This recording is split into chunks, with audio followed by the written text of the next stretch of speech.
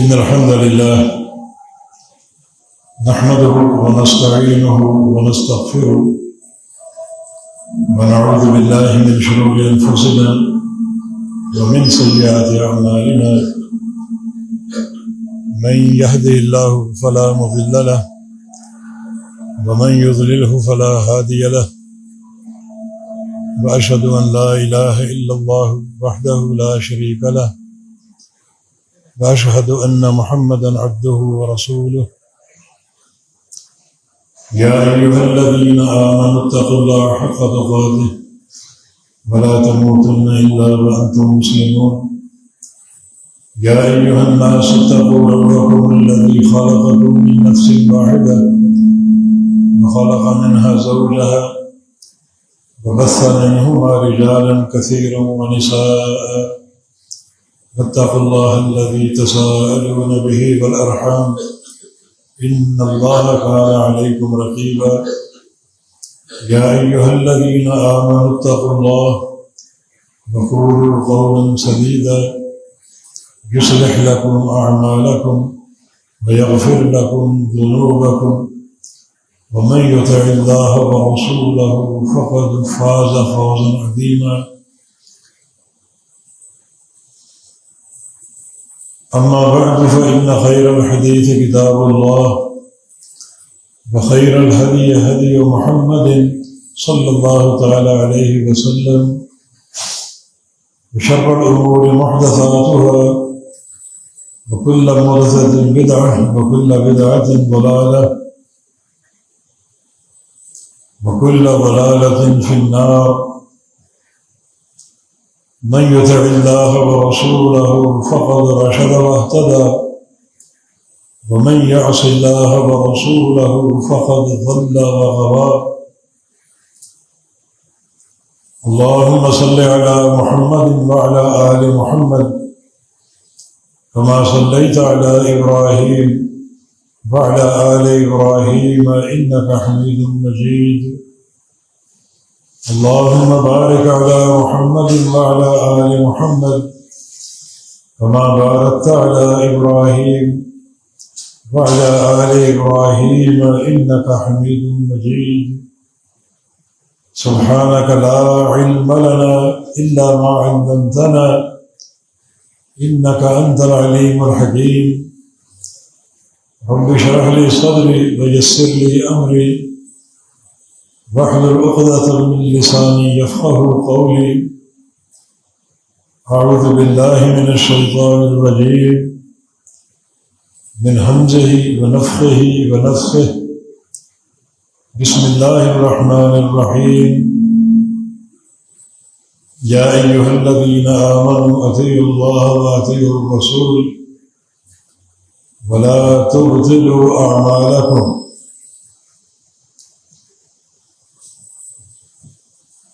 اللہ تعالیٰ کا بڑا فضل و احسان ہے کہ اس نے ہمیں ہمارے گناہوں کی بخشش کے لیے اور جنت میں درجات کی بلندی کے لیے بڑے افضل ایام اور بہترین موسم عطا فرمائے ہیں۔ آج سے نئے ہجری سال کا آغاز ہو چکا ہے۔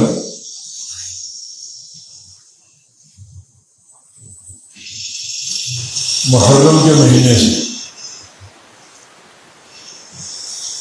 نئے سال کے آغاز میں ایک دعا ثابت ہے، طبرانی اوسط کی روایت ہے۔ نبی علیہ السلام جب سال شروع ہوتا تو یہ دعا پڑھا کرتے تھے، اللہم ادخلہ علینا بالامن والایمان والسلامۃ والاسلام ورضوان من الرحمن وجوار من الشیطان۔ اے اللہ اس سال کو ہم پر داخل فرما امن کے ساتھ اور ایمان کے ساتھ، یہ سال امن کے ساتھ گزرے اور ایمان کی صحت کے ساتھ گزرے، والسلامت والاسلام، اور سلامتی کے ساتھ اور اسلام کے ساتھ پورا سال ہمیں سلامتی حاصل رہے، اپنی ذات میں، اپنے اہل و عیال میں، اپنے کاروبار میں، اور ساتھ ساتھ اسلام کی استقامت۔ ورضوان من الرحمن، اور یہ سال بھر رحمان کی رضا، اس کی محبت اور اس کی خوشی ہمیں میسر رہے، حاصل رہے۔ وجوار من الشیطان، اور شیطان کے شر سے پوری طرح پناہ ملتی رہے۔ یہ مکمل دعا جو طبرانی کی حدیث سے ثابت ہے، حسن سند کے ساتھ، اللہ تعالیٰ کے فضل و کرم سے نیا سال شروع ہو چکا۔ یہ دعا ہم نے کر لی، اللہ تعالیٰ یہ سارے محاسن ہم سب کو عطا فرما دے، اور اللہ ہم کو سال بھر کے لیے امن، استقرار، سلامتی، ایمان کی قوت، اسلام کی مضبوطی عطا فرما دے، رب تعالیٰ کی رضا ہم کو حاصل ہو، اور شیطان کے شر سے پوری طرح ہم کو پناہ نصیب رہے۔ اسی طرح پورا سال اللہ تعالیٰ گزار دے۔ ہم نے یہ کہا کہ یہ اللہ کا فضل ہے کہ اس نے ہمیں ایسے موسم عطا فرمائے ہیں جو ہمارے گناہوں کی بخشش کے لیے بڑے سازگار ہیں، اور درجات کی بلندی اور اجر و ثواب کے حصول کے لیے انتہائی کارگر ہیں۔ یہ محرم کا مہینہ شہر اللہ کہلاتا ہے، اللہ کا مہینہ۔ یہ نسبت اس مہینے کے شرف کی علامت ہے، اس مہینے کی عظمت کی علامت ہے کہ 12 مہینوں میں سے محرم شہر اللہ ہے، اللہ کا مہینہ ہے۔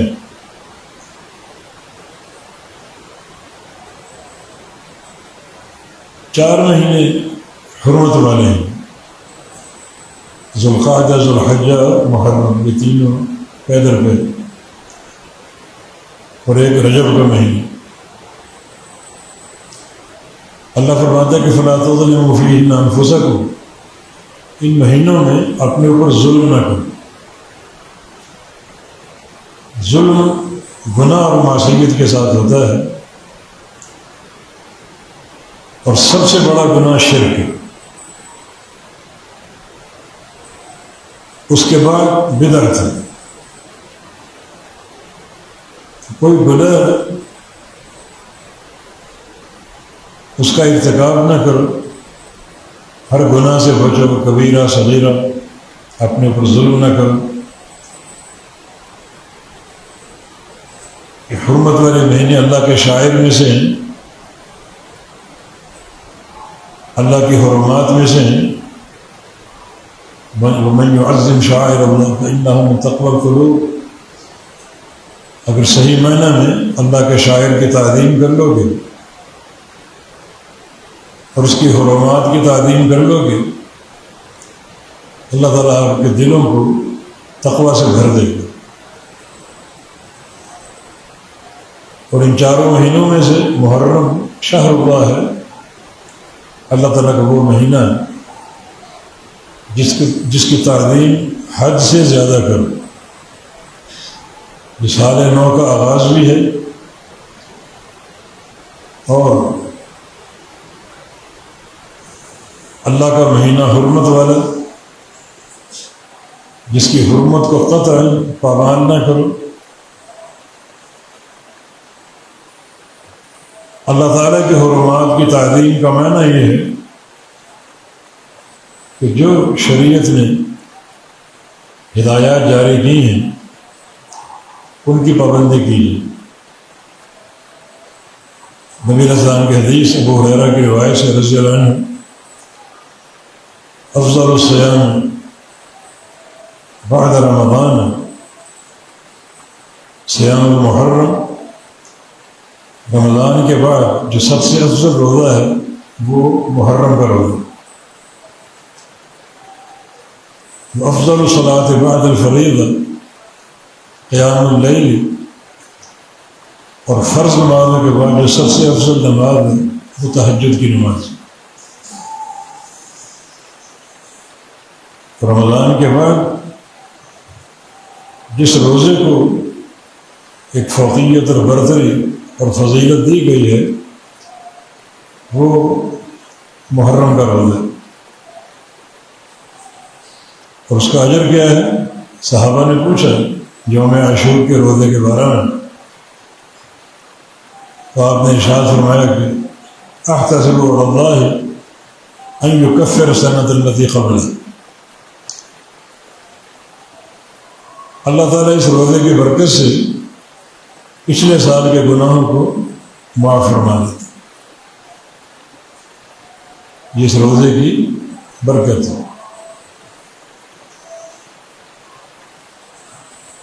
اس کی عظمت کو ایک اور رنگ دیا گیا، نبی علیہ السلام کا ارشاد گرامی لئن عشت القابل علی صوم التاسع، اگر میں اگلے سال زندہ رہا تو 9 محرم کا روزہ بھی رکھوں گا، ہی نہیں بلکہ بھی، کیونکہ 10 محرم کا روزہ مشروع ہے، ثابت ہے، اس کی فضیلت قائم ہے اور وہ منسوخ نہیں ہوتی۔ 10 محرم کا روزہ حکم بھی ہے اور خبر بھی۔ حکم اس لحاظ سے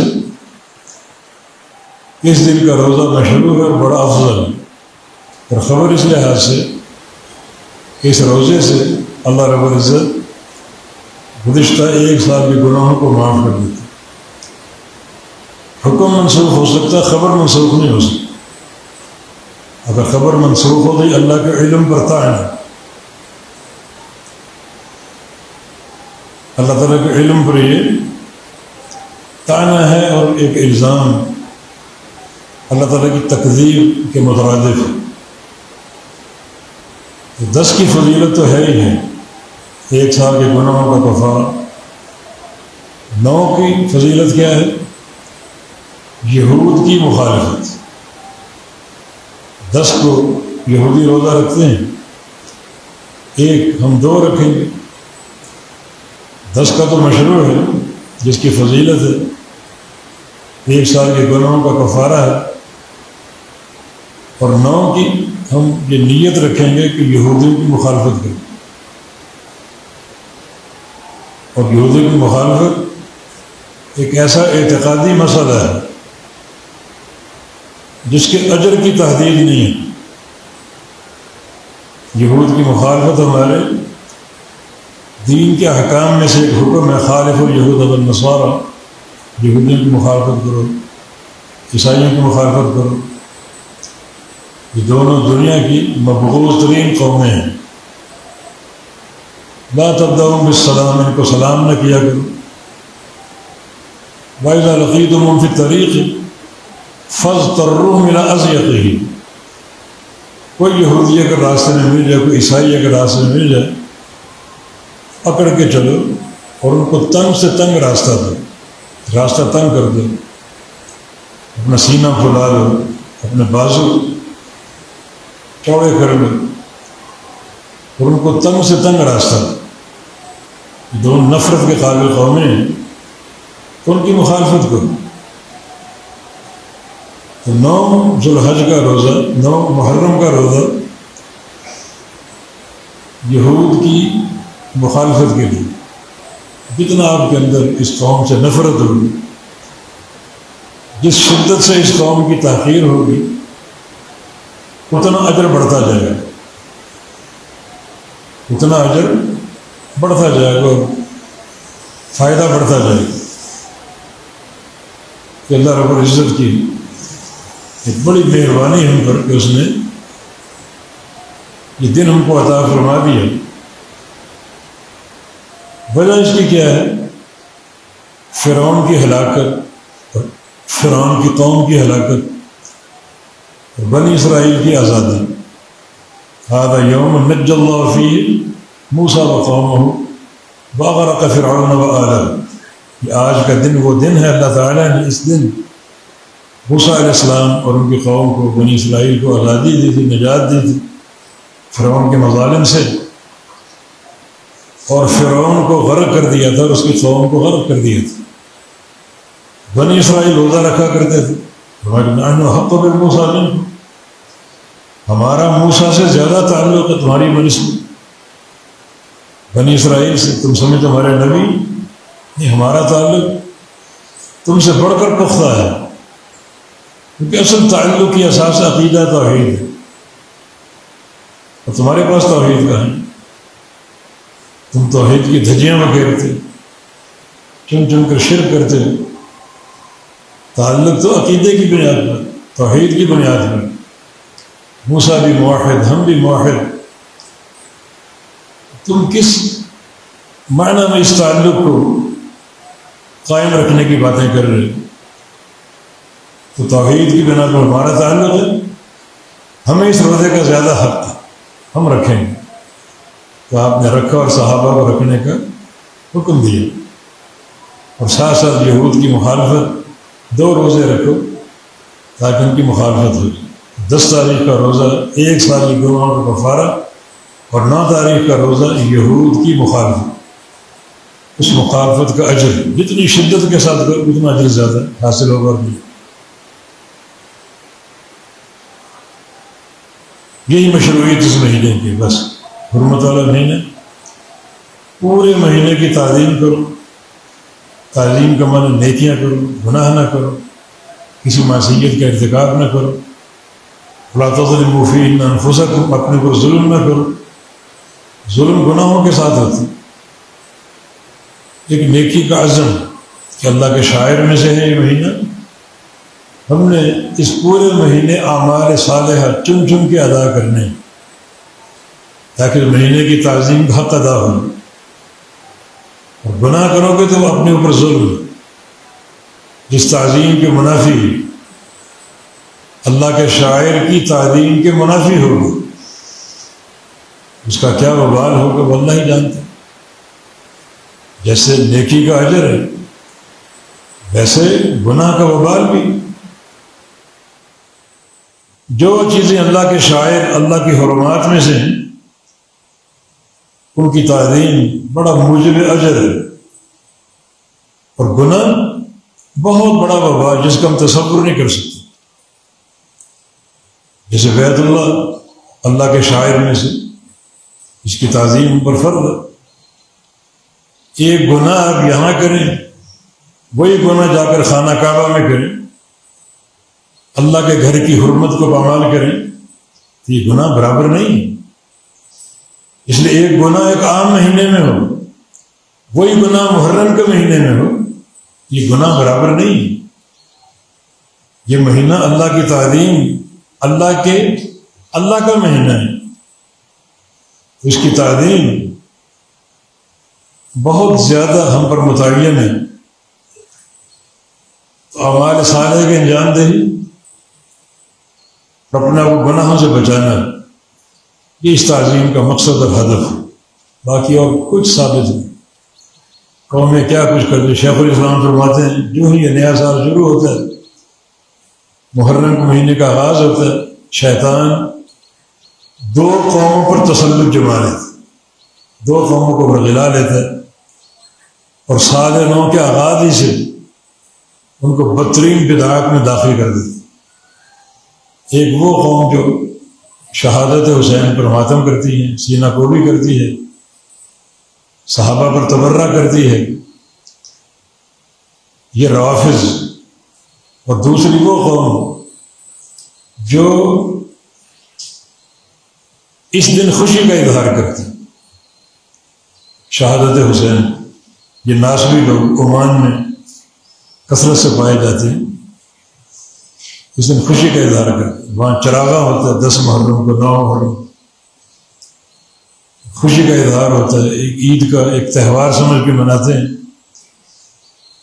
تو دونوں باتیں غلط ہیں، دونوں باتیں غلط ہیں۔ اصل کیا کرنا جو ہم نے بتا دی، نہ اس سے زیادہ کچھ نہ اس سے کم کچھ۔ یہ اللہ کا مہینہ ہے، حرمت والا مہینہ ہے، اس کی تعظیم کرو اور اس کی تعظیم کے ہدف کو سامنے رکھ کر خوب نیکیاں کرو، ہر گناہ سے بچو، صغیرہ کبیرہ ہر گناہ سے بچو، تاکہ اس مہینے کی تعظیم کا حق ادا ہو جائے۔ یہ مہینہ جس سے ہمارے اسلامی کیلنڈر کا آغاز ہوتا ہے، محرم کا مہینہ، ہماری تقویم جو ہے، جو ہماری ڈائری ہے، جو ہمارا کیلنڈر ہے، اس کا پہلا اسلامی مہینہ محرم، جس مہینے ہجرت ہوئی مکہ سے مدینہ، اور ہجرت ایک سنگ میل بن گئی۔ والذین آمنوا وہاجروا وجاہدوا فی سبیل اللہ والذین آووا ونصروا اولئک هم المؤمنون حقا لهم مغفرۃ ورزق کریم۔ دو جماعتوں کا ذکر ہے، ایک وہ جو ایمان لائے اور ہجرت کی، دوسرے وہ جو ایمان لائے اور مہاجرین کی نصرت کی، وہ انصار مدینہ اور یہ مہاجرین مکہ۔ انہوں نے ہجرت کی اور محرم کا مہینہ تھا، مدینہ پہنچ گئے، انصار مدینہ نے ان کا استقبال کیا، اور دونوں جماعتیں باہم شیر و شکر ہو گئی، گھل مل گئی، محبتوں کے ساتھ، ایمان کے استقرار کے ساتھ، نیک جذبے کے ساتھ، اور اللہ نے دونوں جماعتوں کے جمع ہونے میں ایک قوت پیدا کر دی۔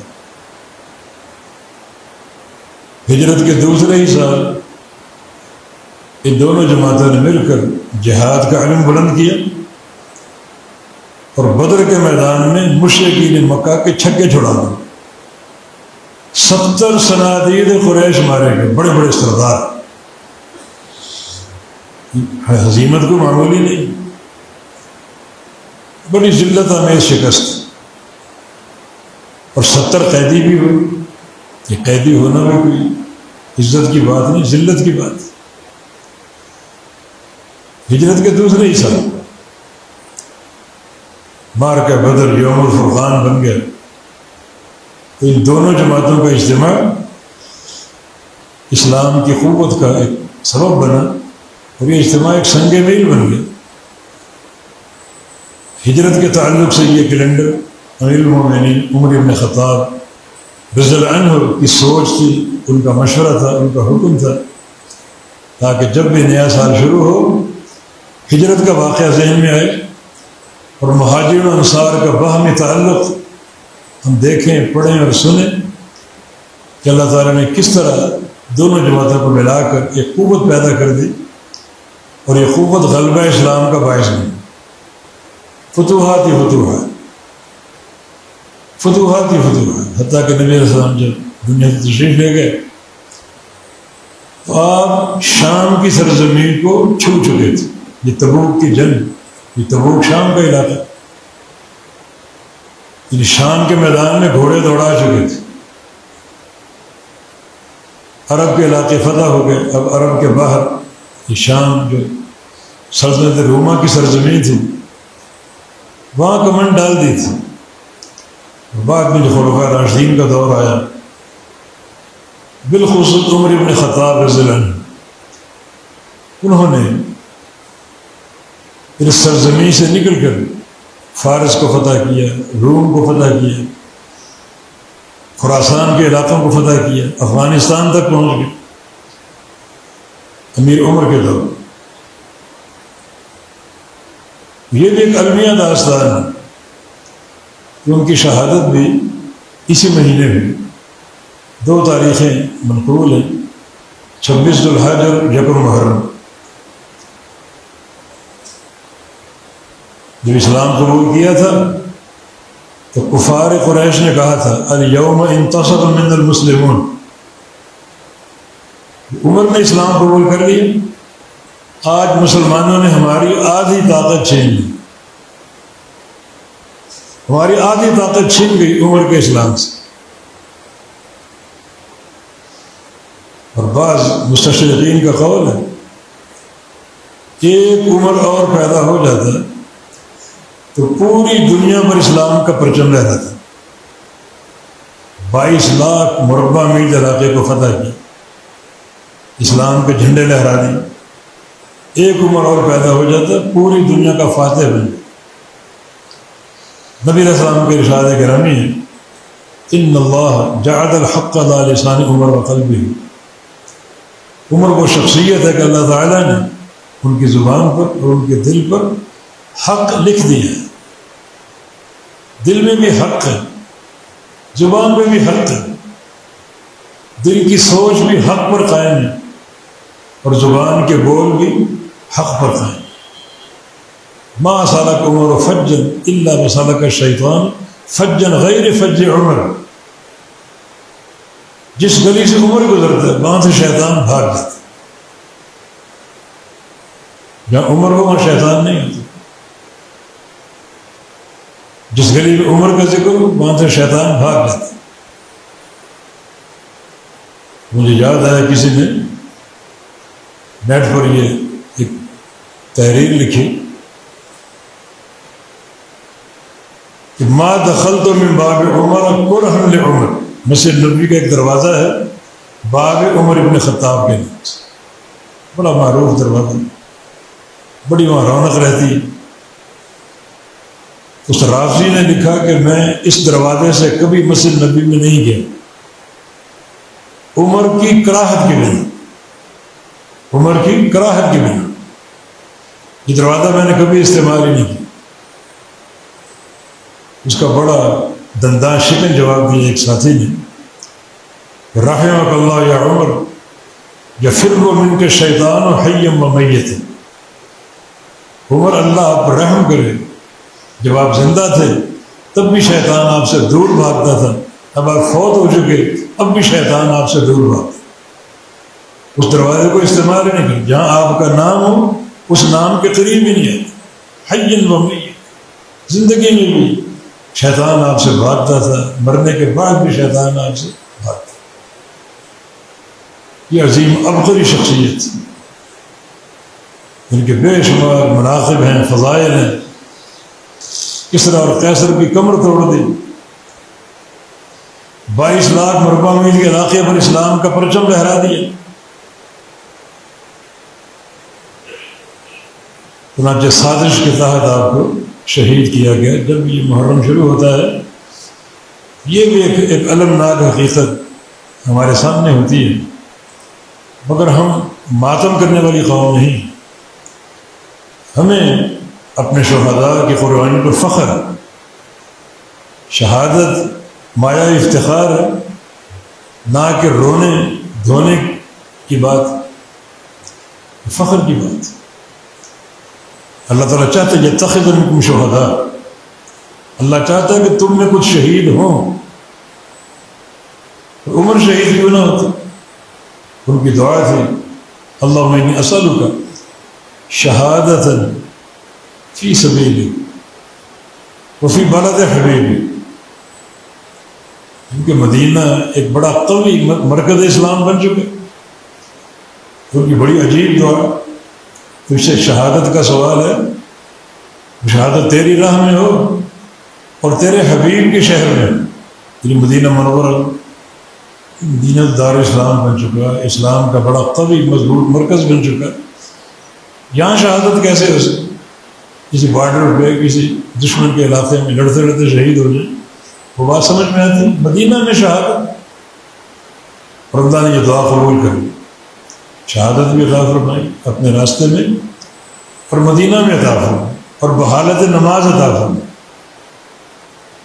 بہت بڑی ایک فضیلت اور منقبت کی بات ہے کہ اللہ کی اطاعت کرتے کرتے، عبادت کرتے کرتے کوئی شخص اللہ کے یہاں پہنچ جائے، جیسے عثمان غنی رضی اللہ عنہ، وہ بھی شہید مظلوم، جن کو ان کے گھر میں شہید کیا گیا، قرآن پڑھتے پڑھتے دنیا سے گئے،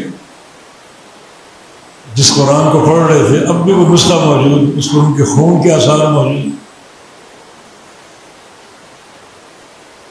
یہ ایک بڑی ایک انسان کی عظمت کی نشانی ہے، ایک بندہ نیکی کرتے کرتے فوت ہو۔ اس کے دو فائدے ہیں۔ ایک فائدہ یہ کہ قیامت تک اس نیکی کا ثواب اس کو ملتا رہے گا، وہ نیکی جاری رہے گی۔ دوسرا فائدہ یہ کہ جب قیامت کو اٹھے گا تو وہی نیکی کرتے کرتے اٹھے گا۔ کیسی عظمت! بندہ اٹھے میدان محشر میں، نماز پڑھ رہا، قرآن پڑھ رہا، تو سیدھا اللہ کی رضا کی نشانی۔ امیر المومنین عمر بن خطاب رضی اللہ عنہ، ان کے بے تحاشا کارنامے، ناطق وحی اس لحاظ سے کتنے مقامات ایسے ہیں، انہوں نے کوئی فیصلہ کیا، اللہ نے وحی بھیج کر عمر کے فیصلے کی تائید کی۔ انہوں نے فیصلہ کیا، اللہ نے تائید کر کے ان کے فیصلے کو اپنی وحی بنا دی۔ موافقت عمر من جانب الرحمن، کیونکہ شرف معمولی نہیں ہے، عظیم شرف ہے۔ تو ان کی زندگی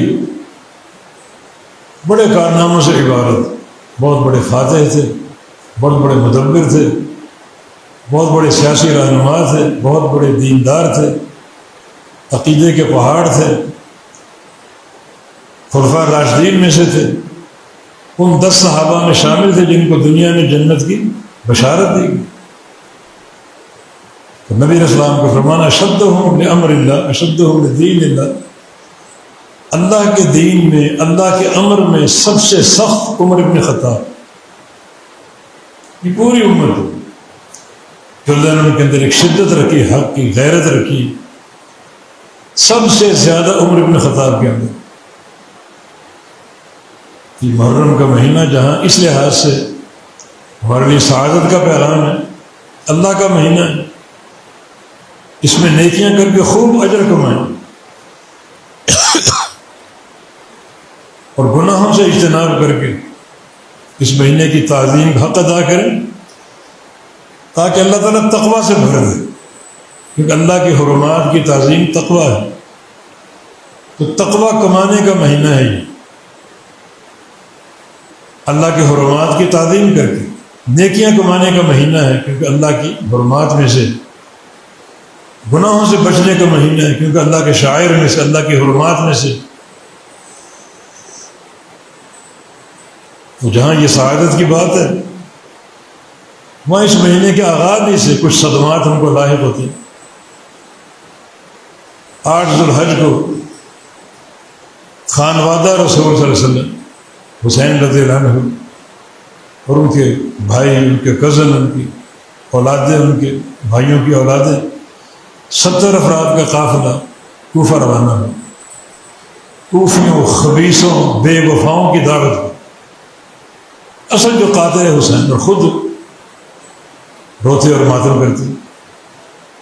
8 ذوالحج کو روانہ ہوا، بعض کے بار صحابہ میں عبداللہ بن عباس، عبداللہ بن عمر، جابر بن عبداللہ، ابو سعید خدری، عبداللہ بن عمرو بن عاص، اور سید التابعین سعید بن مسیب، یہ ان کے پاس آئے، جیسے ہاتھ جوڑتے ہیں کہ اب کوفہ نہ جائیں، اہل کوفہ کی بے وفائیاں معروف ہیں، لیکن ارادہ کر لیا، مشورہ دیا کہ آج 8 ذوالحج یوم الترویہ، یہاں سے مکہ چلتے ہیں، حج کرتے ہیں، اور حج میں کوفہ کے لوگ بھی آئے ہوں گے، ان سے ملتے ہیں، ان سے پوچھتے ہیں اہل کوفہ کے احوال کیا ہیں، تاکہ صحیح رہنمائی مل سکے۔ لیکن وہ نصیحت قبول نہ کی اور روانہ ہو گئے۔ تو پھر وہ 10 محرم کا معرکہ، جس میں سارا خانوادہ رسول شہید ہو گیا، یہ ایک صدمے کی بات، انتہائی صدمہ۔ تو اس مہینے کو کیسے گزارا؟ اس کو گزاریں بالکل اپنی عام روٹین کے مطابق، عبادت کریں، نیکیاں کریں، گناہوں سے بچیں، روزے رکھیں، بڑے اجر کی بات ہے۔ اور کسی الگ سے غم کا اظہار نہ کریں، ورنہ یہ تشبہ ہوگا شیعوں کے ساتھ، ایک بدعتی قوم۔ نہ کسی ایکسٹرا خوشی کا اظہار کریں، ورنہ یہ تشبہ ہوگا خارجیوں کے ساتھ، کمانی، ناسلی، بلکہ بالکل ایک عام روٹین کے مطابق۔ ہم میں سے بعض جذباتی لوگ روافض کی ایک مخالفت کا ایک جذبہ ان کے اندر ہوتا ہے، اپنی شادی کی تاریخ 10 محرم رکھ لیتے اور مسکرا کر لوگوں کو سناتے ہیں کہ ہماری شادی 10 محرم کو ہو، تاکہ لوگ سمجھیں کہ بڑا یہ صاحب غیرت ہے، بڑا یہ رافضیوں کے خلاف کرنے والا۔ لیکن یہ بات نہیں، سال کے 360 دن ایک اور دن رکھ لو، اس دن کا چناؤ تم نے ضرور کرنا جس دن اللہ کے نبی کا نواسہ شہید ہو، پورا آپ کا خاندان شہید ہو۔ اس خوشی کا کیا مقصد؟ تو روٹین سے بڑھ کر غم مناؤ گے، یہ تشبہ ہے روافض کے ساتھ۔ روٹین سے بڑھ کر خوشی مناؤ گے، یہ تشبہ ہے ناسبی اور خارجیوں کے ساتھ، دونوں بدعتی ٹولے۔ پھر کیا کریں؟ وہی جو دین کی تعلیمات۔ دین کی تعلیمات کیا ہیں؟ یہ اللہ کا مہینہ ہے، اس کی تعظیم کرو۔ تعظیم کا معنی کسی گناہ کا ارتکاب نہ کرو، کسی معصیت کا ارتکاب نہ کرو، جبکہ لوگ سراسر گناہوں میں ملوث۔ سب سے بڑے سینہ کھوگی، ماتم، نوحہ کر، ان سے بڑے گناہ کیا ہوں؟ نبی علیہ السلام کے حدیث ناحت اذا لم تتب، نوحہ کرنے والی عورت اگر توبہ نہ کرے، بغیر توبہ کے مر جائے، تو قیامت کے دن اسے ایک دھاتک گندک اس کی قمیض پہنائی جائے گی، اور اس قمیض کو جہنم کی آگ پکڑ لے گی، خارش ہوگی، جسم پھوڑوں سے بھر جائے گا، اوپر جہنم کے شعلے، کتنی یہ تکلیف کا باعث ہوگا، کتنا بڑا عذاب ہے۔ سب گناہ اور معصیت ہے۔ اس دن کا اہتمام روزے کے ساتھ کیجیے، اپنے اہل و عیال میں رہتے ہوئے ان کی نگرانی بھی ہو، ان کو نظر بھی ہو، اور ان کو ایک صحیح دین کا فہم بھی پیش کیا جائے۔ یہ شرعی احکام، یہ اس مہینے کا سارا لب لباب جو شریعت نے بیان کیا۔ باقی آپ بہت کچھ سنیں گے، بڑے بڑے شوبدہ باتوں کو، مسجع مخفع عبارتیں، حلال کو حرام، حرام کو حلال کرنے والے چرب اللسان، سننے کی قطعاً ضرورت ہے۔ یہ بھی ایک دینی غیرت کے خلاف ہے کہ آپ ایسے شخص کو سنیں تماشبینی کے طور پر کہ دیکھیں کیا باتیں کریں۔ یہ تماشبینی بھی ناجائز ہے۔ کسی باطل کو سننا ناجائز ہے، ہو سکتا ہے شیطان اس باطل کی کسی بات کا وار آپ کے دل میں کر دے اور آپ اس سے متاثر اور مرعوب ہو کے بیٹھ جائیں، اس کی بات کو قبول کر لیں۔ بالکل بدعت انسان کا قرب، اس کے ساتھ بیٹھنا، اس کو سننا، چاہے وہ میڈیا پر دور بیٹھا ہو، لیکن اس کو سننا، یہ بھی قرب کی ایک علامت، دینی غیرت کے خلاف ہے۔ نبی علیہ السلام نے اس کو بابل کتے سے تشبیہ دی۔ بابل کتے کے قریب جانا وہ فائدہ مند تو نہیں، کون کہے گا میں قریب جاؤں؟ تب بھاولا اگر کاٹ لے تو آپ بھی بھاولے بن جائیں۔ اس کو قلب کی بیماری عربی میں کہتے ہیں، قلب کی بیماری۔ آپ کا فرمان ہے کہ ستاتی اقوام تتجار فیہم تلک الاہواء کما یتجار الکلب بصاحبہ۔ کچھ لوگ آئیں گے جن میں بدعات اور یہ خواہشات شرائط کر دیں گے، رگو ریشے میں، جیسے قلب کا مرض انسان کے رگو ریشے میں شرائط کرے۔ کتا اگر کاٹ لے، بھاولا کتا، تو اس کا کاٹا ہوا رگو ریشے میں شرائط کر دے، اور بندہ بھی بھاولا کتا بن جاتا۔ کتا کب کاٹے گا؟ جو اس کے قریب جاؤ، دور رہو تو کاٹے گا۔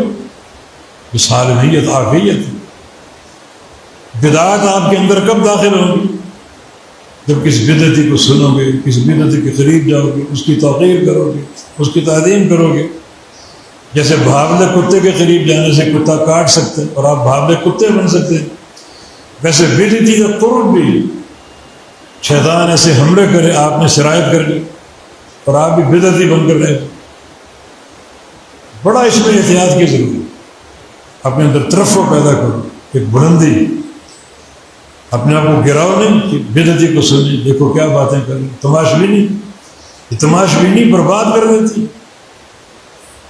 عقیدے کی غیرت پیدا کرو، اپنے حق کی غیرت پیدا کرو اپنے،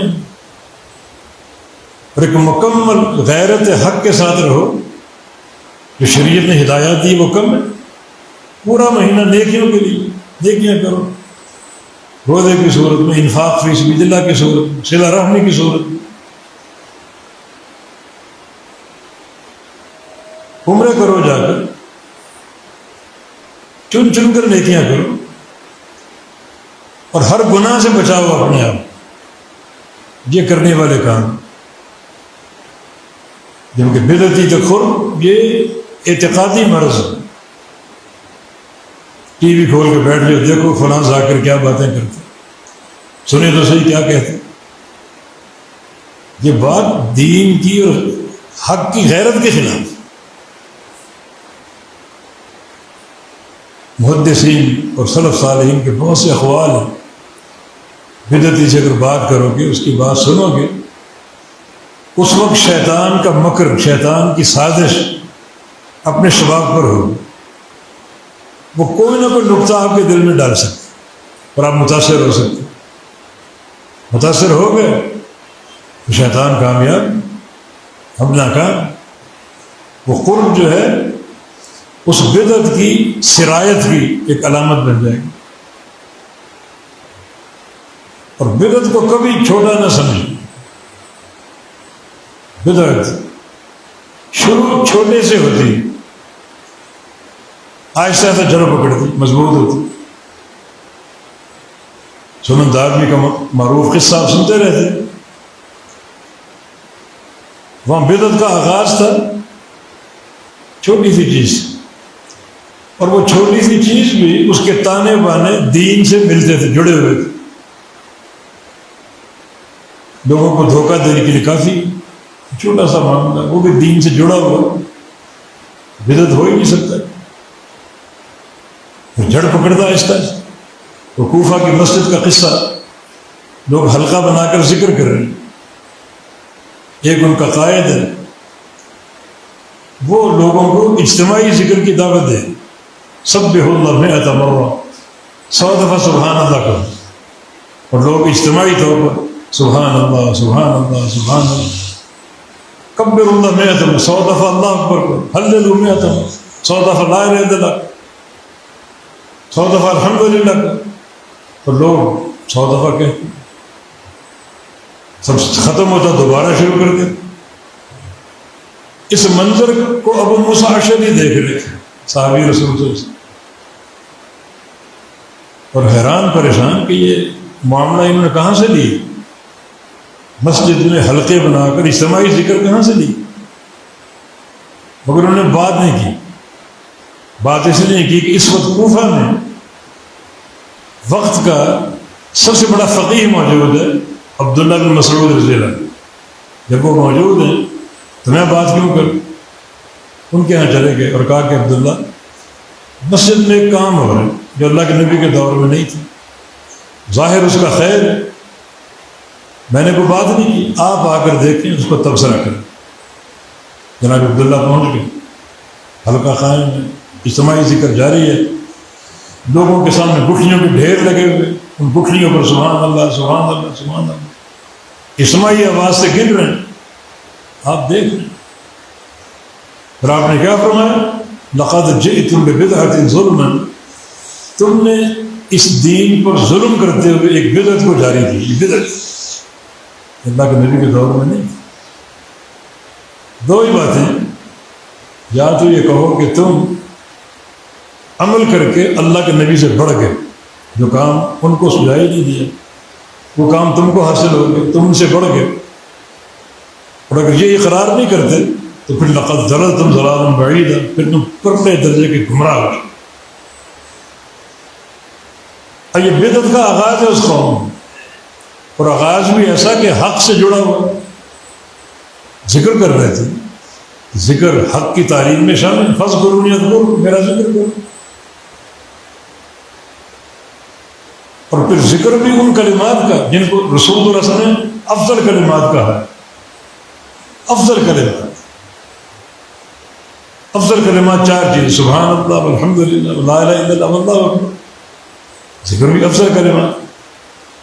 یہ 2 چیزیں بالکل حق سے مل رہی ہیں، حق کے مشابہ. کم علم لوگ دھوکہ کھا سکتے، مگر جن کے پاس علم کی گہرائی ہو، شریعت کے رموز کی معرفت ہو، وہ جانتا ہے کہ یہ کام اللہ کے نبی نے نہ کیا نہ کرایا. فرمایا تم نے ایک بدعت کو جاری کی اور بڑی سخت باتیں کی. آگے لوگوں، ابھی نبی علیہ السلام کی نشانیاں موجود ہیں، معاشرہ حالہ تک جوتے موجود ہیں، کپڑے موجود ہیں، برتن موجود ہیں. اتنی جلدی تم برباد ہو گئے.